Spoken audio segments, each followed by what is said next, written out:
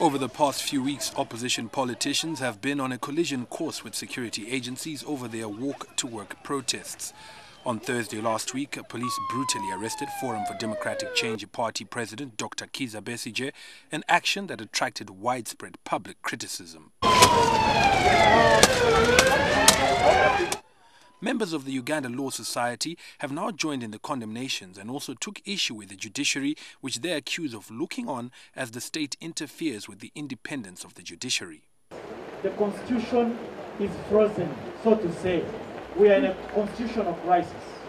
What Besigye and Museveni are doing, they are playing in our garden, and we should not allow them to do that. Because if there is no rule of law, most of our law firms will close. That says the judiciary has abandoned constitutionalism. The judiciary must remember it is an arm of government. It is not part of the executive, it is separate. Even when some of the lawyers did not have kind words for government, others warned that the walk-to-work campaign was not about high fuel and commodity prices. They accused Dr. Besigye of using the protests to try to overthrow government. People are working to take power. Am I lying, Mayor?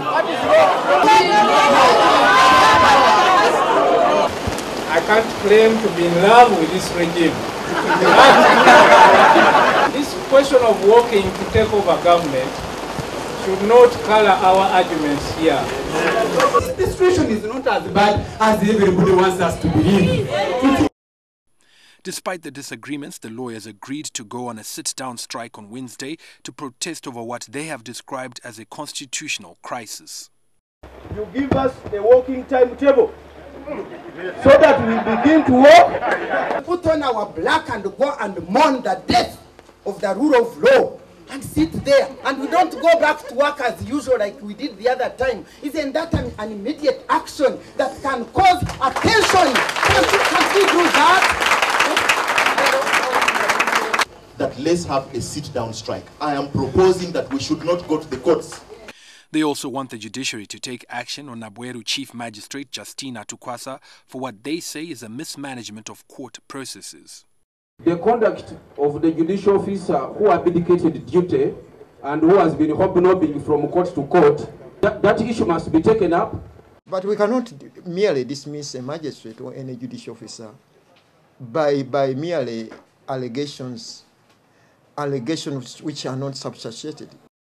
Some lawyers called for international travel bans against some leaders in government. The United States, the European Union slap a travel ban on the individuals.